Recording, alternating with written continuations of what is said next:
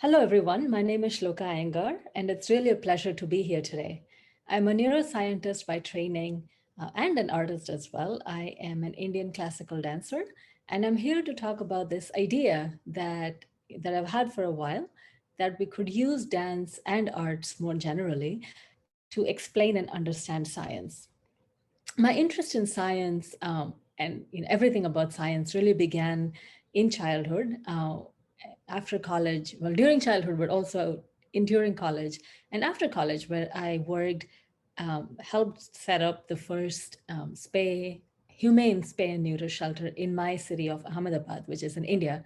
And it's there where I used to see, I used to observe animal behavior, and I used to see a mother kitten taking care of her babies. I used to see, dogs eating and drinking and knowing when they're thirsty, when they're hungry. And that kind of sparked my interest in figuring out what allows us, what enables us to function, to think, speak, act, and be human beings. And that led me to pursue my PhD in neuroscience in South Carolina, where I spent my time looking at epilepsy and seizures. Did my postdoctoral work also in epilepsy, and then came to this realization that I wanted a more direct contact with people, and I wanted to use science and my scientific training for a bigger and a more direct impact on people. And that led me to several of the engagements that I've had in the past years, starting from the private sector to the nonprofit sector, and many other things such as education, advocacy, and everything that that entails. Another thing that has been a very stable part of my life is dance. The kind of dance I do is called Bharatanatyam.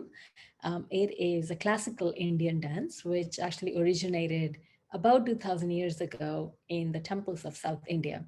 And what's really unique about this dance is that although it's old, although many of the stories that it was used to communicate were stories that would appear to be old to us, but still you can use this vocabulary. You can really use this dance form to talk about contemporary messages, to talk about, as I will talk about today, how can we talk about science and public health using dance. Um, so this kind of dance, again, it's called Bharatanatyam. It's a very ancient kind of dance, and it has a very, very rich vocabulary of gestures, facial gestures, of percussion, of facial movements, of gestures and movements of the whole body. And the whole idea is that we're trying to use music, but more importantly, our bodies to tell a story. And if there is no story, to communicate a mood or even an abstract thought. And many years of dancing and practicing science, being a practitioner of both arts and sciences, I've been focused on this idea on how there are many points of convergence between these two disciplines. Many of us, and I definitely was one of those, that used to think of science and arts as completely separate things. But talking to other people like myself and definitely my own experiences have really led me to believe that there may be more points of convergence rather than divergence. I will now stop and perform a short item in the style of Bharatanatyam. This item that I'm going to be doing is called a shlokam, which is actually my name, but what it means is that it's a short verse. This one is for Lord Shiva, and he's also called Lord Nataraja, and he's also the god of dance or the god of performance. Um, so in this piece, you'll see me, do a lot of movements, but all of these, at least in this particular piece or shlokam, what I'm trying to do is use my body and my face to tell the story about Lord Shiva and to describe Lord Shiva and, his magnificence.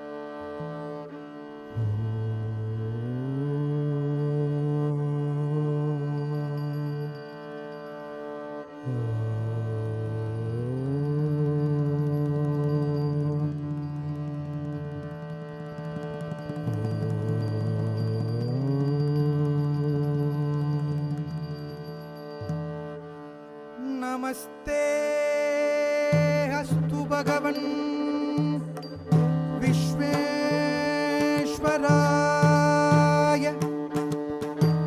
महादेवाय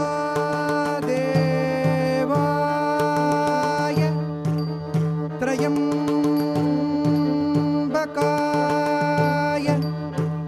त्रिपुरान्तकाय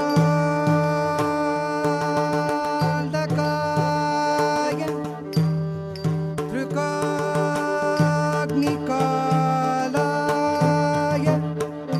कालाग्निरुद्राय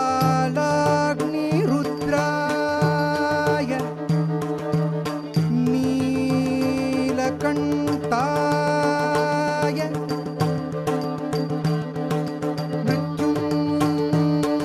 मृत्युञ्जयाय सर्वेश्वराय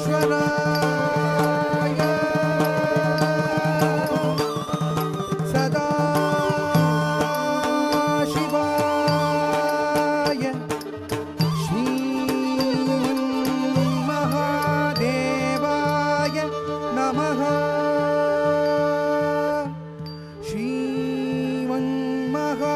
श्रीमन्महादेवाय नमः श्रीमन्महादेवाय नमः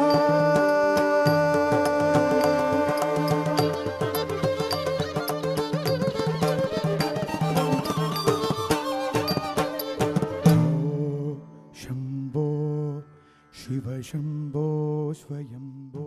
So the piece you saw is me performing a shlokam, which is, again, my name as well. And this piece was for Lord Shiva or Lord Nataraja, where what I was doing is describing his form.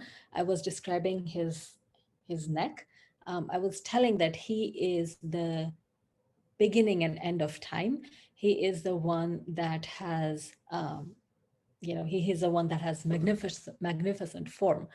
So this gives you a small, snippet into what Bharatanatyam is. Admittedly, it's a very small snippet because the discipline is very, very broad, and you can use this vocabulary and you can use these gestures, these movements, to tell stories that are traditional, but also to really tell stories that are contemporary.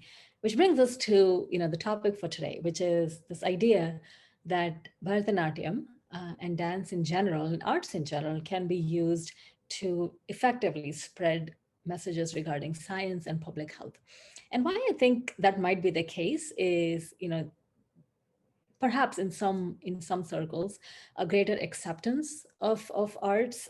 This could be a way to understand, explain, and even appreciate science that happens around us. Because science is all around us all the time. Dance could be an alternative, yet a complementary way to understand what's going on in the scientific world, and to explain to others what's going on in the scientific world, which is, a very important part of the scientific enterprise. And practically, what this could look like is, incorporating dance and incorporating arts into schools. Making sure that our children, that our students, have this tool at their disposal to understand and explain the world around them. And in a similar way, I think the point of science, in addition to gaining knowledge, in addition to expanding that field that we're working on, is actually to communicate, right? So if you do the science, but if no one, if we're not good at communicating it, um, in it perhaps loses some of its relevance.